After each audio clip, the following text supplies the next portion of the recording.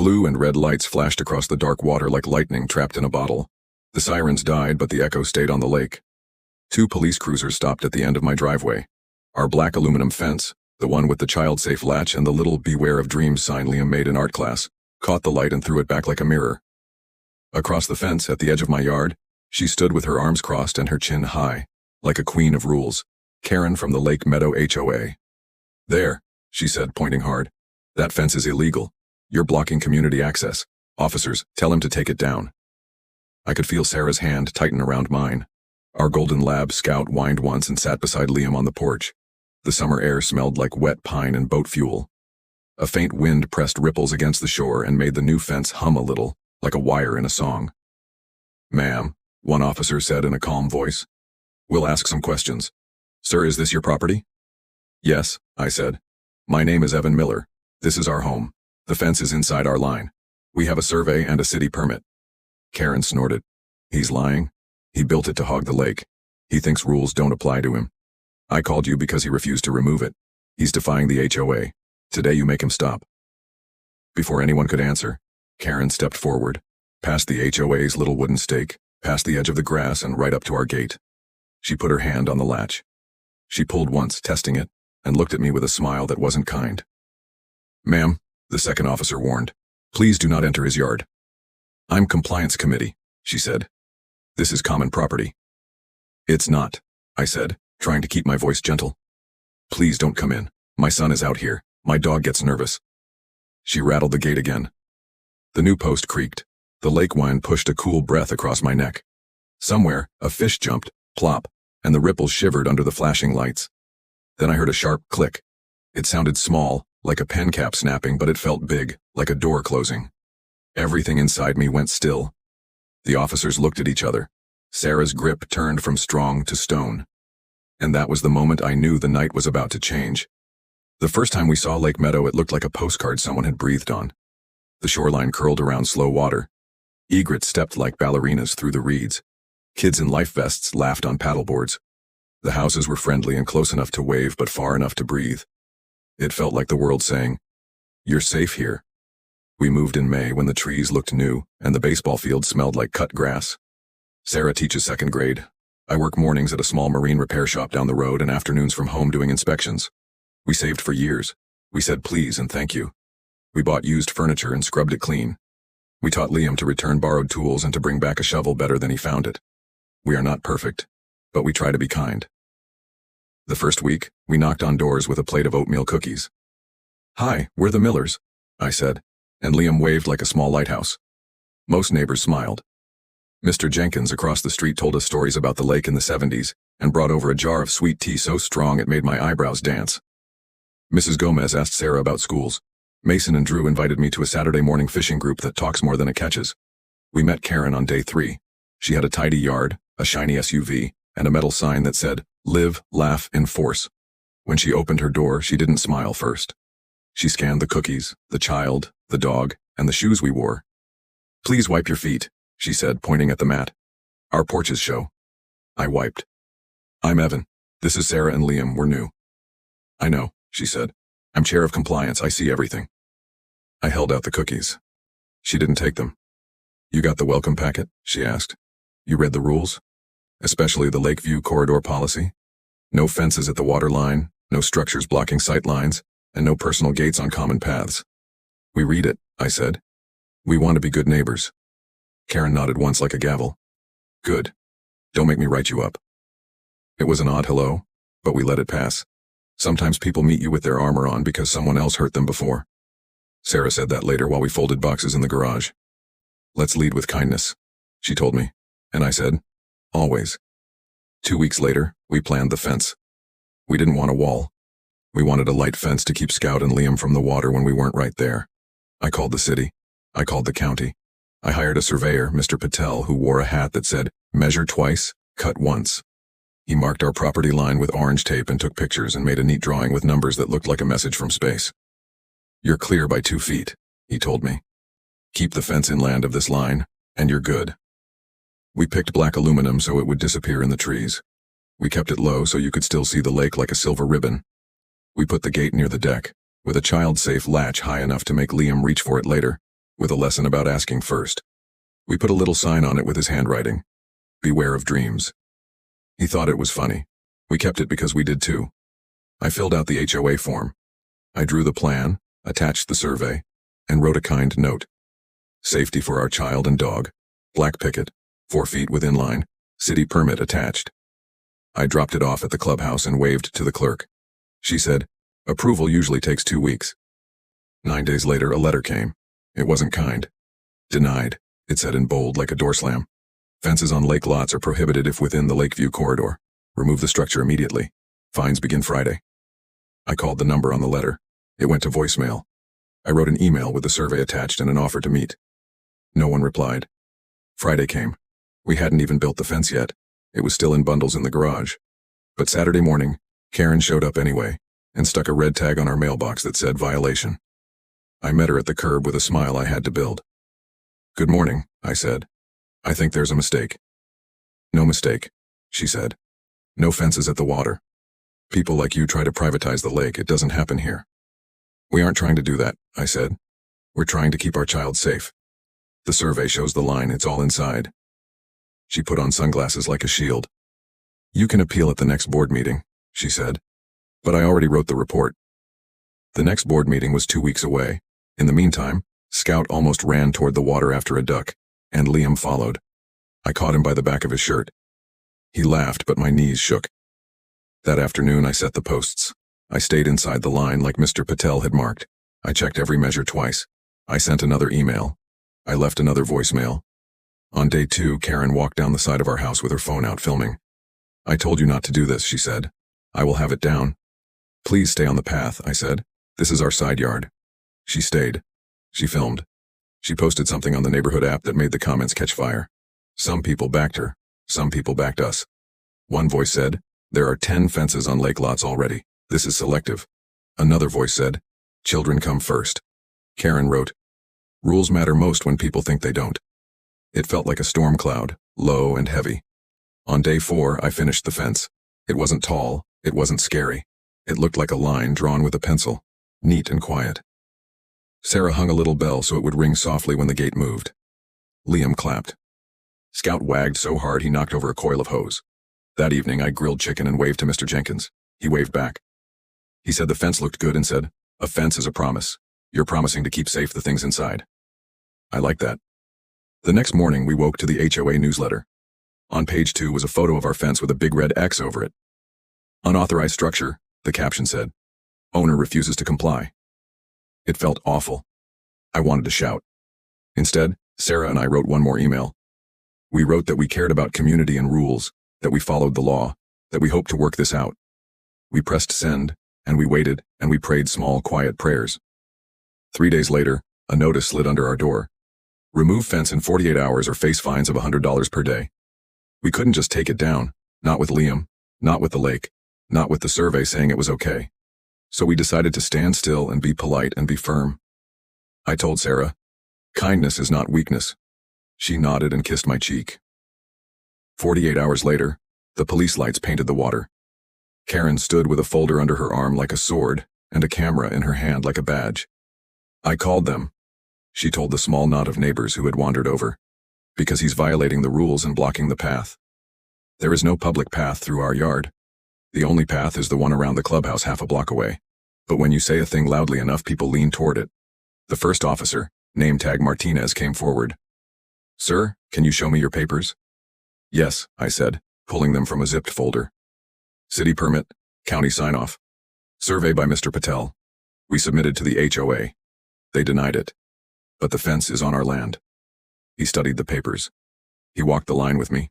He shined his flashlight on the little orange tape still tied to a stake. He nodded once, slow like a thought. I see. Behind us, Karen huffed. This is a waste of time. That fence blocks the view. It's against the rules. I will inspect it. Ma'am, Officer Martinez said, turning. This is his yard. Karen put her hand on the latch anyway. That was when the sharp click sounded, the child-safe lock releasing under her thumb because someone tall enough and firm enough pushed hard in the right way. The gate opened an inch. The bell rang once, sweet and small. Ma'am, Officer Martinez said more sharply. Step back. Karen looked at him like he had mixed up his left and right. She pushed the gate another inch. She lifted her chin higher. I am acting on behalf of the association, she said, and she stepped through. Sarah gasped. Scout barked. Liam hid behind my leg. My heart moved into my throat and pounded there like a fist. Stop, I said. Please. Karen walked across the line like it was her stage. She touched a post with her fingers, tapped the top rail with her knuckle, and then turned to the small audience like a teacher with a lesson. You see, she said, her voice ringing. He thinks he can own the lake. He thinks. The words died because her heel slipped on the wet grass near the dock. She wobbled, windmilled her arms, and grabbed the rail. The rail held. The bell rang again. She caught herself and stood straight, face hot with anger. That's it, she said, voice shaking. I'm filing a report. Ma'am, Officer Martinez said carefully, you've entered his property without permission after being told not to. For your safety and everyone's, please step back out of the yard. I am not leaving, she said. Not until this fence is down. I took a breath, the kind that tries to pull patience into your bones. Karen, I said softly. I know you care about the rules. I care too. We followed the law. If we're wrong, we'll fix it. But please, for my family's safety, step back outside the gate so we can talk like neighbors. I'll bring the survey to the next meeting. I'll bring cookies too. Oatmeal. You didn't want them last time. You'll try one now. We can talk about kids and lakes and how a fence can be a promise, not a wall. For a second, just one, I saw something change in her eyes, like a light behind a curtain starting to glow. Maybe she thought of her own kids. Maybe she remembered a time when someone was kind to her. Or maybe the wind simply cooled her face. But then the small crowd rustled, and someone muttered, "Don't back down, Karen." And the curtain fell again. She reached into a tote and pulled out a silver tool that flashed like a fish in sun. Bolt cutters. The crowd oohed. Sarah's hand found mine again. Liam's fingers pressed into my leg. Ma'am, Officer Martinez began. Karen stepped toward the chain on the gate. If the HOA has to do it, we will, she said. Consider this a compliance action. She raised the bolt cutters. Time did a strange thing and slowed, like honey poured from a jar. I saw the small scar on her thumb. I saw the copper vein in the fence post. I saw my son's crayon sign wobble in the lake breeze. Beware of dreams. I stepped forward, hands up, empty, calm. Please don't, I said. You'll hurt yourself. That latch is spring-loaded. It will snap. Let's talk, let's be kind, we can be firm without being cruel. For a heartbeat, no one moved. The lake held its breath. The bell on the gate was still. Then metal met metal with a hard bite. The chain jerked. The latch snapped back. The bell clanged wild and bright. Karen flinched. The bolt cutters slipped, and the chain whipped her wrist. She yelped and stumbled, boot sliding toward the edge of the dock. Officer Martinez lunged. I reached too, on instinct and neighbor feeling, the kind that moves faster than thought. We both caught her under the arms before she hit the water. We pulled her upright. Her chest heaved. My own heart pounded like a drumline. For one small second, we were all just people on a lake at dusk, tired and scared, and very human. Are you okay? I asked. She looked at me like she wanted to say yes. And then she saw the small red bloom on her wrist, where the chain had snapped back. Her jaw tightened. She turned to the crowd and held up her arm. He grabbed me, she said, voice sharp as glass. He hurt me. You saw him. He assaulted me. No, Sarah said, voice breaking. He helped you. I'm filing charges, Karen said, and I'm calling the board. Officer Martinez's face flattened into the careful look of someone walking on ice. He tapped his radio once. The second officer's hand hovered near his duty belt. Neighbors whispered. The lake, which had been quiet, suddenly seemed full of tiny sounds.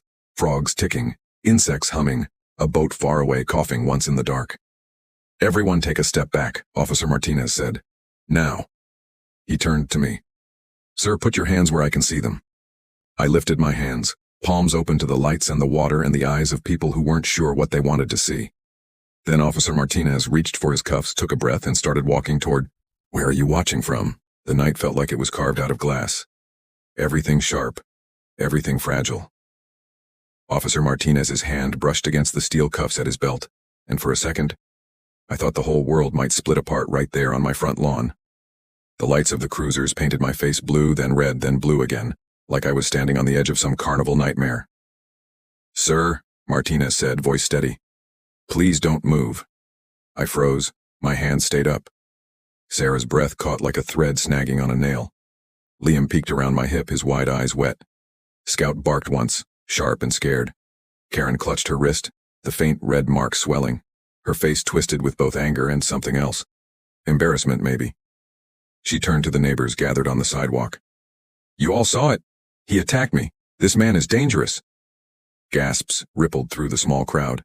Some nodded, some whispered, others looked away. In moments like this, people's truths twist depending on where their fear leans.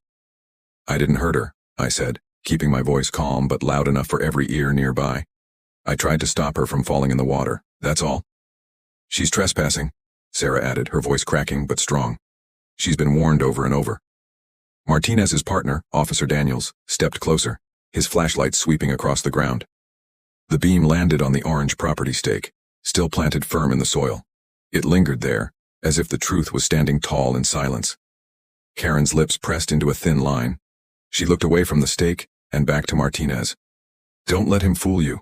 The HOA rules say—" "Ma'am," Martinez cut her off, his voice firm now, no more softness. "This isn't about HOA rules. This is about property lines and trespass. You ignored our warnings and stepped onto his land. That puts you in violation." Her eyes widened. "Violation? Me?" She laughed, sharp and high, like glass cracking under pressure. "No, you don't understand. I'm the one enforcing the law here." Daniels exchanged a look with Martinez. They didn't need words. They'd seen this before, the kind of person who builds their own courtroom out of thin air. Martinez nodded slightly at me. "Sir, thank you for staying calm. Please lower your hands." I exhaled for the first time in what felt like hours and slowly brought my arms down. Sarah let out a sound that was half relief, half prayer. Liam squeezed my leg tighter. But Karen wasn't finished. She stormed closer, waving the bolt cutters like a flag. "If you won't do your job, then I'll do mine. The HOA will sue, and I'll make sure this whole neighborhood knows what kind of man you are." "Ma'am!" Martinez barked, stepping between her and me. His voice carried weight now, the kind that makes everyone take a half step back. "Put those down. Now." Karen froze, but her jaw locked. She held the cutters out to her side, her knuckles white. For a moment I thought she might refuse. Then with a huff she dropped them into the grass. Silence fell. Even the lake seemed to stop moving. And then, like thunder breaking over the hills, Daniels spoke. "Ma'am, you're under arrest for trespass and disobeying a lawful order." The crowd gasped. Karen's face drained of color. "What? No, this is outrageous. You can't arrest me. I'm HOA compliance chair. I represent the board." "You represent yourself right now," Daniel said. He stepped behind her, reading her rights as he slipped the cuffs over her wrists. Her protests carried across the water, sharp and bitter, but the metal clicks drowned them out. I stood still, heart pounding. It should have felt like victory, but it didn't. It felt heavy. Watching a neighbor taken away in handcuffs, even one who treated you like an enemy, wasn't something you could cheer for. Sarah touched my shoulder. "It's over," she whispered. But I wasn't so sure. Because as the officers guided Karen to the cruiser, her eyes met mine through the flashing lights. And there was no fear in them now. Only a promise. A cold, burning promise that this wasn't the end. And I believed her. The rest of the night blurred, statements given, neighbors drifting home, whispering behind their hands. Scout finally laying down, tail still twitching. Liam carried to bed, his small body clinging to Sarah like a ship to a dock. When the last cruiser drove away, silence returned to the lake. But it wasn't peaceful. It was the kind of silence that waits, heavy and watchful.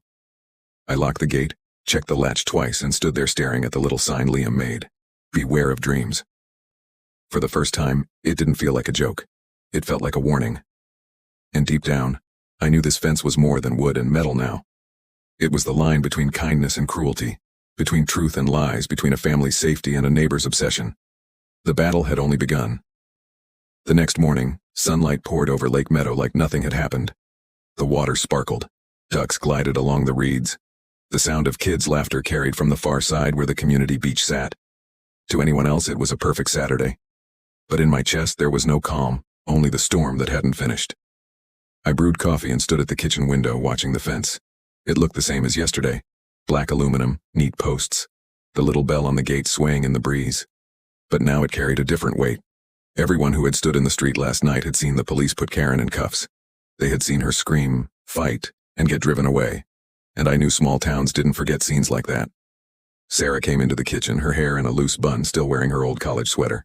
She placed her hand on my shoulder. "Don't let it eat you up," she said softly.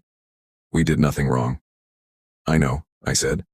But she looked at me like it wasn't finished, like she was planning her next move before the cuffs even locked. Sarah leaned on the counter. Evan, we've got proof. We've got the survey, the permits, and now the police report. If she keeps pushing, she'll bury herself. I wanted to believe that. But I'd seen people like Karen before. People who turned rules into weapons, who thought kindness was weakness, who couldn't stand losing control. And something in her eyes last night told me she wasn't about to let this fence go. By noon, my gut feeling proved right. I heard the crunch of tires on gravel and looked outside. A white SUV pulled into our driveway, clean, polished, the kind of car that looked like it belonged in a commercial. The door opened, and out stepped a tall man in a navy suit with a briefcase. His smile was polite but cold. Mr. Miller, he called out as he walked toward the porch. I stepped outside. Sarah followed close behind. Yes, I said. He handed me a thick envelope, the kind that carried weight before you even opened it. You've been served, he said simply, then turned on his heel and walked back to his SUV without another word. Sarah's eyes widened. What is it? I opened the envelope. Inside was a formal notice from the Lake Meadow HOA. Pages of legal jargon, but one sentence stood out in bold. The HOA is pursuing civil action for unauthorized structure, violation of community covenants, and obstruction of common property. At the bottom, the signature, Karen Whitfield, Compliance Chair. Sarah gasped. She wasted no time. I stared at the papers, my heart thudding. Last night she had been arrested. Today she was already firing back, using the HOA as her shield. She's not giving up, I said quietly. She's doubling down. We sat at the dining table, spreading the papers out. Liam wandered in, rubbing his eyes. Mom, Dad, what's happening? Sarah forced a smile. Nothing you need to worry about, sweetie. Go play with Scout. He nodded, still sleepy, and left. I rubbed my temples. She's suing us for keeping the fence. But it's our property, Sarah. We followed the law. Sarah reached across the table and held my hand. Then we fight. We fight with kindness, but we fight smart. We'll get a lawyer, show the permits, and make sure the truth wins. Her words steadied me. Sarah always had that gift, reminding me that storms pass but families endure. The following week was a blur of phone calls, emails, and tense board meetings. Karen wasn't at the first one. She was still dealing with her trespass charge. But her allies were. They spoke loudly, claiming I was selfish, that fences ruined the lakeview, that I thought I was above the rules. Each word was a stone thrown at my back. But not everyone agreed. Mr. Jenkins stood up, his voice rough but steady. That man built a safe fence for his boy and his dog. He followed the law. If you punish him, you punish every parent who ever tried to keep their child from drowning. Others nodded. Some stayed silent. The room was split down the middle.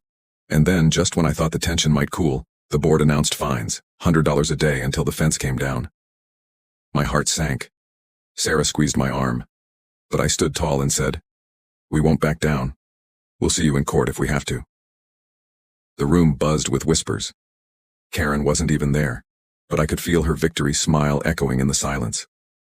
That night, after Liam went to bed, Sarah and I sat on the porch, the lake shimmering under moonlight.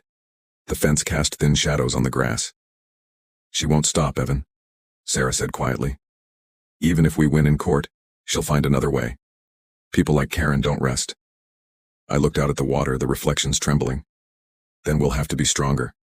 Not just for us, for everyone she's bullied. Maybe this fight isn't just about a fence anymore. Maybe it's about showing that kindness can stand up to cruelty. As if to answer, the bell on the gate chimed softly in the breeze, a reminder that even small things could hold meaning.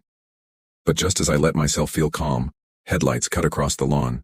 A car slowed at the curb, then sped away.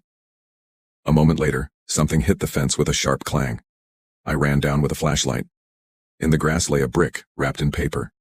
On it, scrawled in red marker, were the words, "Take it down, or else." My chest tightened. I looked back at Sarah, who stood frozen on the porch, her hand over her mouth. The war had just turned personal. The brick lay in the grass like a warning dropped from the sky. The paper around it fluttered in the night breeze, edges wet with dew. I picked it up carefully, my hands trembling. Sarah stood on the porch, frozen, the porch light making her face pale. "Evan, what does it say?" she asked, her voice soft but sharp, like she was afraid of the answer. I turned the paper toward her. The red letters screamed, "Take it down, or else." Her hand covered her mouth. Behind her, Scout growled low in his throat, sensing the tension. Liam, thankfully, was asleep upstairs, unaware that his safe little world had just been threatened. I slipped the paper and brick into a plastic bag from the garage. "We'll need this for evidence," I said. My voice sounded calm, but inside I felt a knot of fire twisting tighter and tighter. Sarah's eyes glistened. "What if this isn't just Karen anymore? What if people are picking sides and someone wants to scare us?" I walked back to the porch, pulled her close, and kissed the top of her head. "Then we stay strong. We won't let fear run this house." But I couldn't shake the truth. Fear was already standing on our lawn. The next morning I called Officer Martinez. He came by with Daniels, took photos of the brick, bagged the note, and promised to investigate. His face was serious, more serious than last time. "This isn't a neighborhood spat anymore," he said. "It's intimidation, and intimidation can turn into something worse if people let anger do the driving." "Do you think it was Karen?" I asked. He shook his head slowly. "We can't say. She's already got a trespass charge. If she did this, she's digging her own grave. But sometimes when tempers flare, followers do worse than leaders. Keep your doors locked, keep lights on at night. And if anything happens again, call us." Sarah and I thanked him. But after he left, the house felt smaller. The lake outside, once a dream, now looked like a stage for battles we never wanted. That afternoon, Sarah baked cookies, her way of fighting back with kindness. She brought some to Mr. Jenkins and Mrs. Gomez, who both hugged her and said they supported us. "Don't let Karen break you," Mrs. Gomez whispered. "Bullies crumble when good people stand tall." But kindness wasn't everyone's answer. On the neighborhood app, posts were flying. Pictures of our fence, angry words, supportive ones too. Some accused us of destroying lake traditions. Others defended us, saying rules should protect people, not endanger children. The thread had more than 100 comments in a single day. By evening, I realized the whole neighborhood was divided, and we were at the center of it. That night, I tucked Liam into bed. He clutched his stuffed dinosaur and asked, "Dad, are we safe?" My heart broke. He was too young to be asking questions like that. I sat on the edge of his bed, smoothing his hair. "Yes, buddy. We're safe. Mom and I are here. Scout is here. This fence is here to protect you. No one is going to hurt us." He nodded, half believing, half still worried. "Can we play by the lake tomorrow?" "Yes," I said, forcing a smile. "Of course. That's what the fence is for, so you can play without us worrying." When he drifted off, I stepped outside to the porch. The night air smelled of pine and damp earth. The water reflected the stars like broken glass. And then I saw it. On the far side of the lake, near the clubhouse, a figure stood. Just a dark outline. Watching. For a long moment it didn't move. Neither did I. My heart beat so loud I thought it might carry across the water. Finally, the figure turned and disappeared into the trees. I swallowed hard, gripping the porch railing. This wasn't just HOA drama anymore. Someone was making it clear. They were watching us. The next morning, Sarah wanted to call her brother, who lived 2 hours away, to come stay with us. "Just until this cools down," she said. But I shook my head. If we run, Karen wins. If we live in fear, she wins. We can't let her think intimidation will break us. But inside, I wasn't so sure. That week the HOA escalated. Another letter came. Fines were stacking up, $700 already. They threatened to put a lien on our property if we didn't comply. Sarah slammed the letter on the table. "They can't take our home, they won't." "We won't let them," I said, though my voice cracked under the weight of the words. I called a lawyer, a man named David Carter. He was calm, sharp, the kind of person who carried law like a sword and shield. After reviewing everything, the survey, the permits, the police reports, he leaned back in his chair and said, "You've got a solid case. They're overreaching.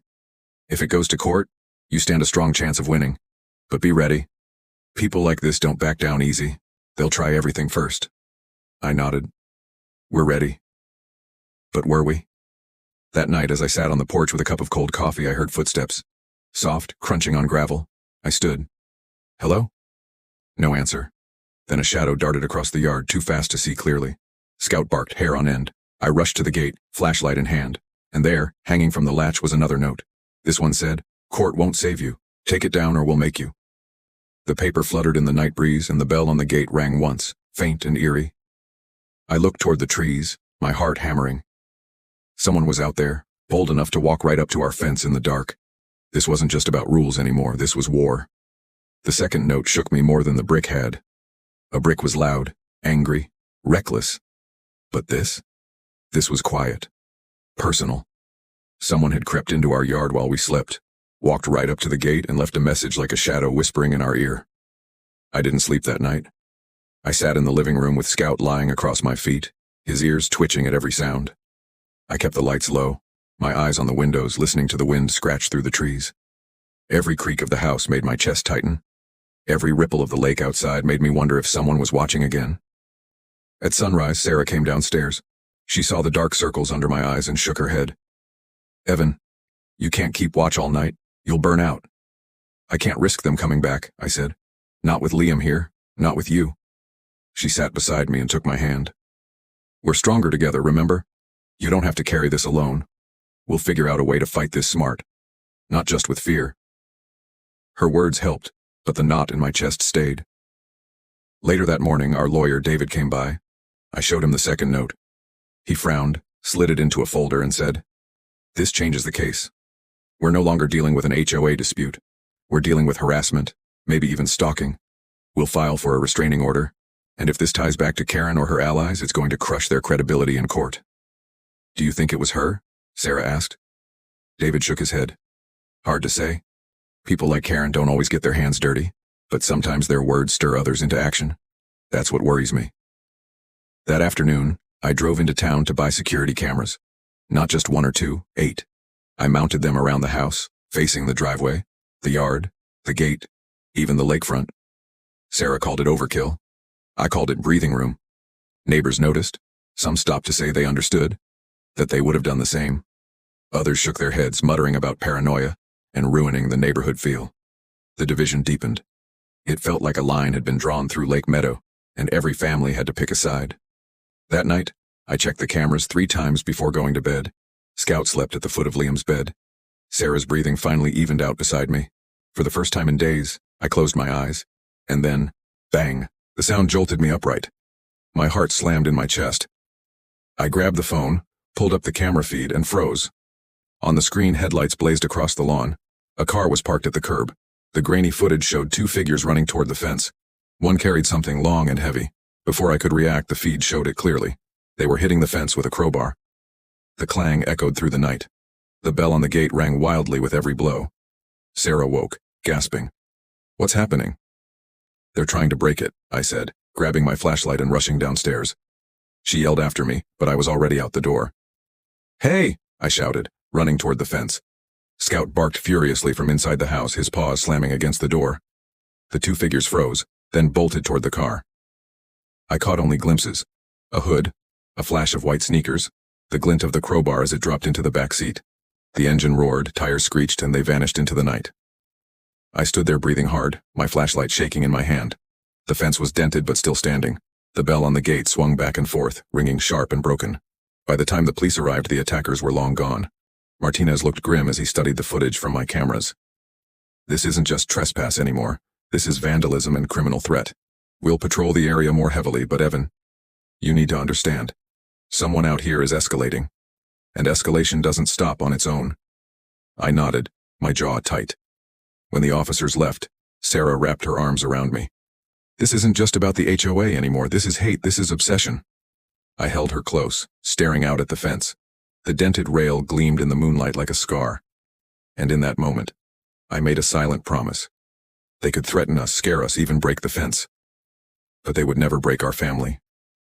Still, as the night pressed on and silence returned, I couldn't shake one thought. If this was how far they were willing to go now, what would they do next? The dent in the fence felt like a bruise on our home. Every time I walked past it, my chest tightened. It wasn't just metal bent out of shape. It was proof that someone had crossed the line from words to violence. The next morning, Liam noticed it. He was eating his cereal when he glanced out the window. "Dad," he asked, "why's the fence broken?" I froze. Sarah and I exchanged a look. Then I crouched beside him. "Someone hit it last night, buddy. But it's okay, it's still strong and we'll fix it." "Why would they do that?" he asked, frowning. "Sometimes," I said slowly, "people get angry and forget to be kind. But it's never okay to hurt things that don't belong to you." He nodded, chewing thoughtfully. Then he looked up at me. "We're safe, right?" "Yes," I said firmly, even though I wasn't sure anymore. "We're safe." But in truth, I knew safety was now something I had to fight for every day. That afternoon, David, our lawyer, filed an injunction against the HOA. It asked the court to freeze the daily fines until the case was decided. He also filed a restraining order against Karen, citing the trespassing arrest and the threatening notes. Even if she didn't write them herself, David said, she created the environment that encouraged it. We'll tie it to her influence. Sarah's shoulders eased slightly at his confidence, but I could still see the fear in her eyes. Every time a car slowed near our house, she stiffened. Every time Scout barked, she flinched. The neighborhood felt divided in two worlds now. One side sent us kind notes, dropped off meals, or waved when we passed. The other side avoided eye contact, muttered on the neighborhood app, or glared as if we were the ones poisoning the lake. It came to a head at the next HOA meeting. The room was packed. Folding chairs lined the walls. People stood shoulder to shoulder, their voices buzzing before the gavel struck.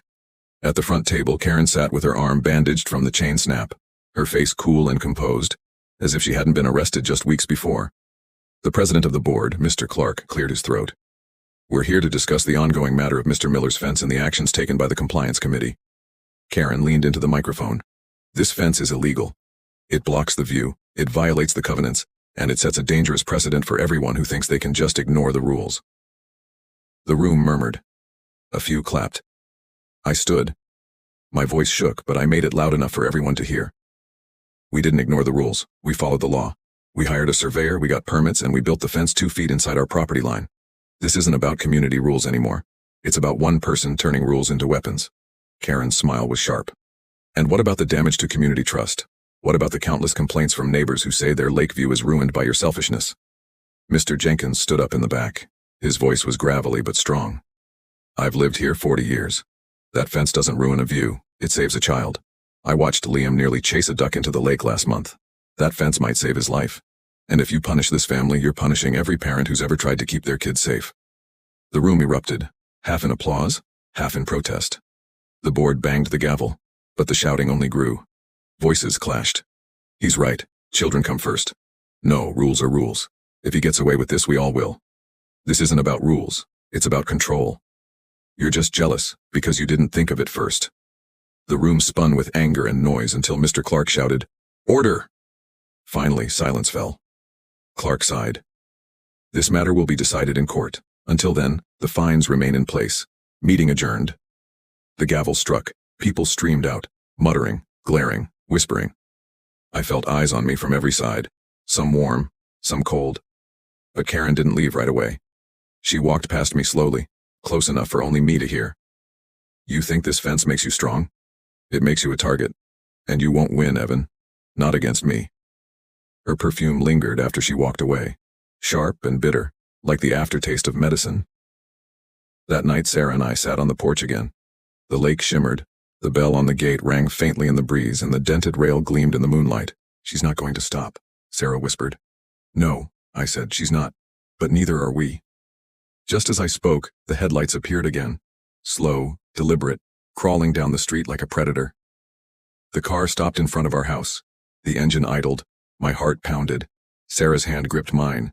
And then, with a squeal of tires, the car lurched forward, straight toward our fence. The crash came like thunder, metal screamed, the bell shattered, and the fence buckled under the force. The headlights cut out. The car door slammed. And somewhere in the dark, footsteps ran. The fence lay broken, twisted, and torn.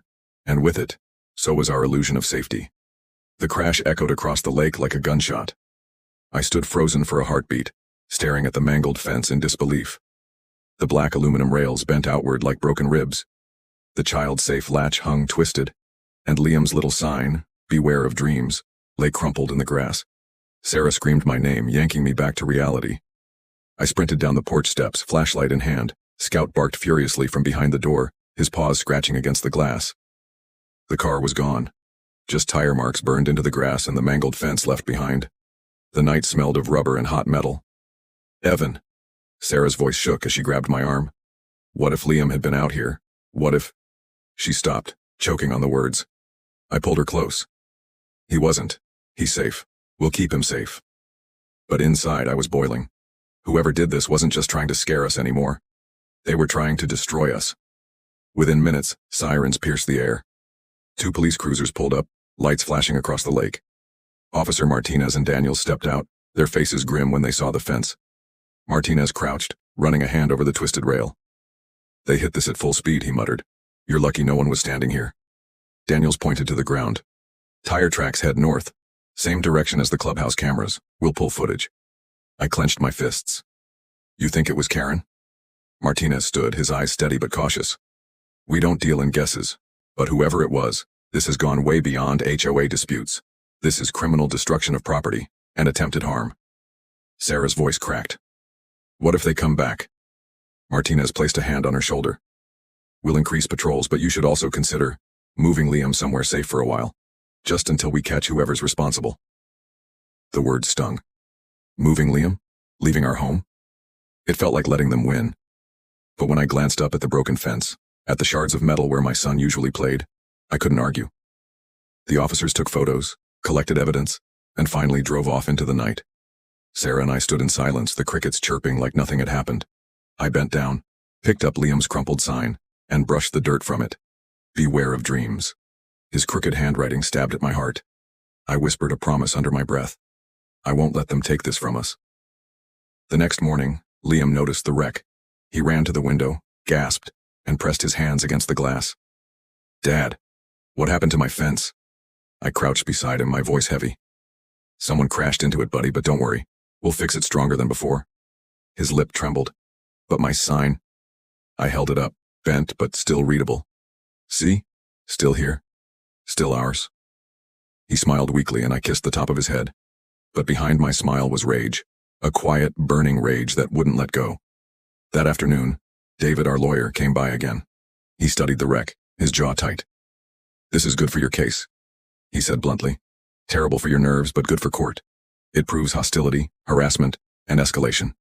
A judge will see this and know you're the victim here." "Good for court?" I snapped. "David, they could have killed my son if he'd been standing here." David held my gaze. "I know. That's why we'll push harder. I'll file for damages, not just an injunction. If this ties back to Karen, or even someone influenced by her, she won't just lose the case. She'll lose everything she thinks she controls." Sarah looked at me, her eyes wet. "Evan, what if this doesn't stop even after court? What if winning just makes them angrier?" I pulled her close. "Then we'll keep fighting. Because if we give in now, we'll never stop running." That night I began repairs. I replaced the bent post with steel cores stronger than aluminum. I set the rails deeper into the ground. The clang of hammer on metal echoed across the water, a rhythm of defiance. Neighbors came out to watch, some nodding in quiet support, others shaking their heads as if I were provoking the fight further. Halfway through, Mr. Jenkins walked over with a thermos of sweet tea. He set it on the post and leaned close. "Evan," he said, "I've lived through bullies before. They thrive on fear. But when you stand your ground, they lose their power." I nodded, grateful for his words. "I just hope standing my ground doesn't put my family in danger." He smiled sadly. "It already has. But you've got something stronger than their anger. You've got love. And love makes people braver than fear ever could." I finished the repairs after midnight. The fence stood again, straighter, stronger, its shadow long in the moonlight. The bell was gone, shattered in the crash, but I tied Liam's sign back on. It swayed gently in the night air, stubborn and proud. As I stepped back, headlights flickered again down the street. My heart seized, but this time the car slowed, then stopped. The window rolled down, and Karen's face appeared, pale in the moonlight, her eyes cold as stone. "You should have listened," she called softly. "Now it's too late." The car rolled forward and disappeared into the night, leaving only silence and the echo of her words. And in that silence, I realized, this battle wasn't just about a fence anymore, it was about survival. Karen's words haunted me long after her car disappeared. "Now it's too late." They echoed in my mind like a curse, twisting tighter each time the wind rattled the fence. That night I barely slept. I lay awake beside Sarah, staring at the ceiling, listening for every sound outside. When dawn finally came, I rose with a pounding head and sore muscles, but also with something else. Determination. This wasn't just about property lines anymore. It wasn't even about the HOA. It was about my family. And if Karen or anyone else thought they could intimidate us into giving up, they were wrong. The morning sun lit up the new steel posts I had installed the night before. The fence looked stronger, prouder. Liam's crooked sign flapped in the breeze like a flag of defiance. Sarah joined me on the porch with a cup of coffee. "Are we doing the right thing?" she asked softly. Yes, I said firmly, though doubt still gnawed at me. If we back down now, we teach Liam to give in to bullies. I won't do that. Sarah nodded slowly, but her eyes drifted toward the lake. She didn't answer. By mid-afternoon, we heard the news. Karen had filed another motion with the board, this time demanding immediate removal of the fence, plus damages for stress caused to the community. I almost laughed when David told me.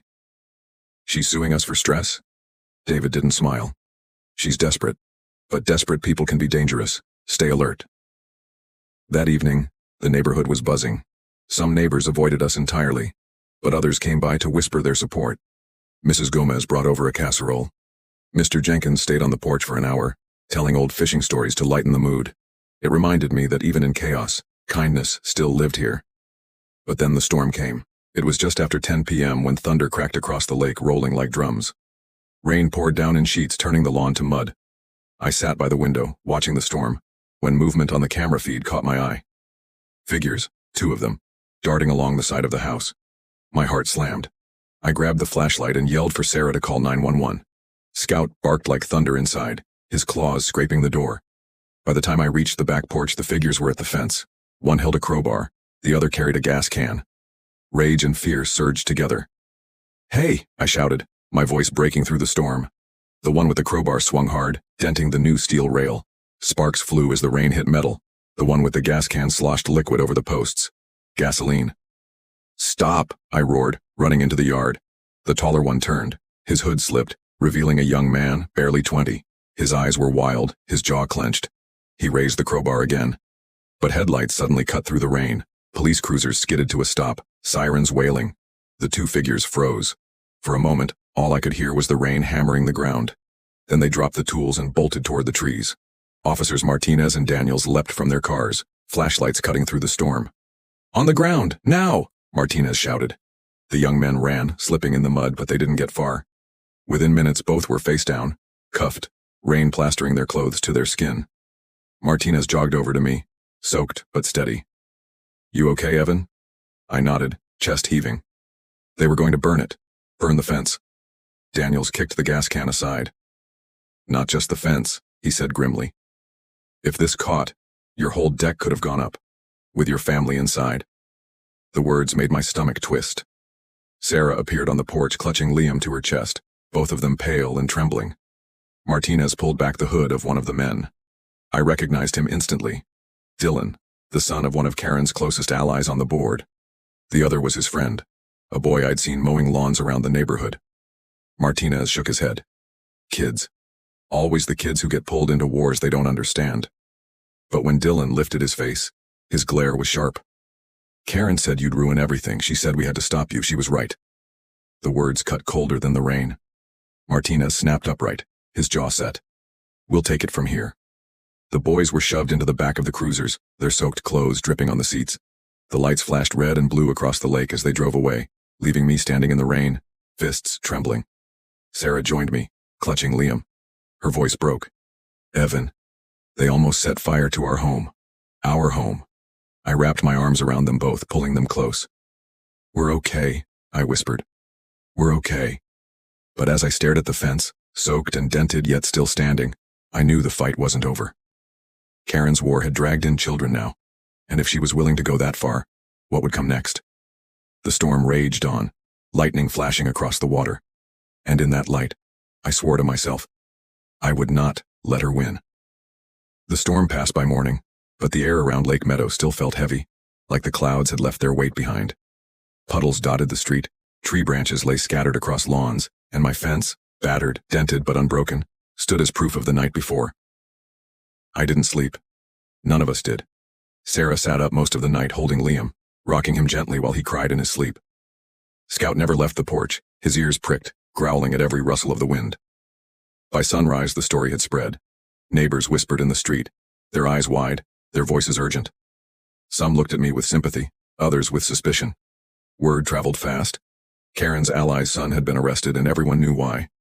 At 9 sharp, David knocked on our door. He carried a folder thick with papers and wore the look of a man both tired and determined. "This is it," he said as we sat at the kitchen table. "We have more than enough evidence to take this straight to court. The trespass, the threats, the vandalism, The attempted arson. This isn't an HOA dispute anymore. It's criminal. We're filing a civil suit against Karen personally for harassment, trespass, and incitement. Sarah let out a shaky breath. Can we really win? David leaned forward, his voice calm but firm. Karen crossed a line the moment she stepped onto your property. Everything since then has been escalation. And now, with those boys confessing she influenced them, a jury will eat that alive. You're not just going to win, you're going to set a precedent for every family bullied by an HOA tyrant. The words gave me strength I hadn't felt in weeks. For the first time, I believed the nightmare might actually end. But not before one more storm. That evening as we prepared dinner, there was a knock at the door. When I opened it, Karen stood there. No sunglasses, no clipboard, no armor. Just Karen, pale and trembling, her wrist still bandaged. Can I come in? She asked quietly. Every instinct screamed to slam the door. But Sarah touched my arm. Let her speak, she whispered. Reluctantly, I stepped aside. Karen entered, her eyes darting around the living room. She looked smaller than I'd ever seen her, like the weight of her crusade had finally bent her down. I didn't tell those boys to do what they did, she said quickly. I may have spoken out against your fence, but I never wanted anyone hurt. Her voice cracked, but I didn't let her off easy. They said your name, Karen. They admitted you pushed them to stop us. Whether you told them to burn it or not, you lit the match. She flinched, her shoulders tightening. I just wanted the rules respected. I gave my whole life to this community, and I watched people ignore the bylaws, cut corners, ruin what made this place special. And then you came. New family, new fence, and suddenly everyone thinks you're the victim. Sarah stepped forward, her voice calm but cutting. We never wanted to fight, Karen.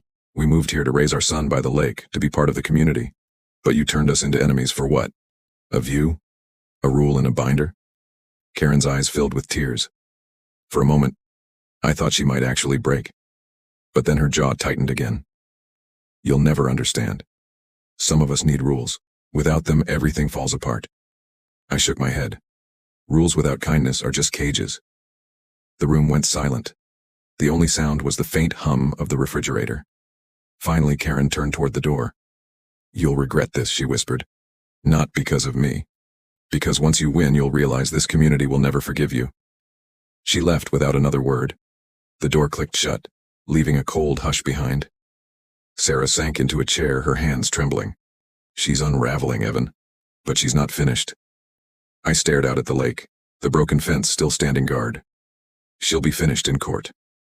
The trial date came quickly. By the time we entered the courthouse, the story had spread beyond Lake Meadow. Local reporters gathered outside, scribbling notes, snapping photos.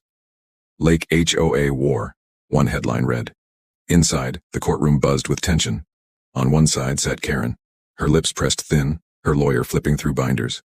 On our side sat David, calm and steady, with Sarah holding Liam's hand. When the judge entered, silence fell. David presented everything. The survey, the permits, the photos of the brick, the threatening notes, the security footage of the attempted arson, and Dylan's recorded confession. Piece by piece, he built the story not of a simple HOA dispute, but of a family targeted, harassed, and endangered. Karen's eyes filled with tears. For a moment I thought she might actually break. But then her jaw tightened again. You'll never understand. Some of us need rules. Without them, everything falls apart. I shook my head. Rules without kindness are just cages. The room went silent. The only sound was the faint hum of the refrigerator. Finally, Karen turned toward the door. You'll regret this, she whispered. Not because of me. Because once you win, you'll realize this community will never forgive you. She left without another word. The door clicked shut, leaving a cold hush behind. Sarah sank into a chair, her hands trembling. She's unraveling, Evan. But she's not finished. I stared out at the lake, the broken fence still standing guard. She'll be finished in court. The trial date came quickly. By the time we entered the courthouse, the story had spread beyond Lake Meadow. Local reporters gathered outside, scribbling notes, snapping photos. Lake HOA War, one headline read. Inside, the courtroom buzzed with tension. On one side sat Karen, her lips pressed thin, her lawyer flipping through binders. On our side sat David, calm and steady, with Sarah holding Liam's hand. When the judge entered, silence fell. David presented everything, the survey, the permits, the photos of the brick, the threatening notes, the security footage of the attempted arson, and Dylan's recorded confession. Piece by piece, he built the story not of a simple HOA dispute, but of a family targeted, harassed, and endangered. Karen's lawyer tried to argue, tried to paint me as stubborn, as defiant, as someone who thought he was above the rules. But each time David countered with facts, with evidence, with truth. And then came the moment that broke the room. Officer Martinez took the stand. He described the trespass, the warnings Karen ignored, the bolt cutters in her hands, the night she nearly fell into the lake. He ended with one sentence that hung heavy in the air. This family followed the law. Karen chose to break it. The judge's face was unreadable, but I felt the tide turn.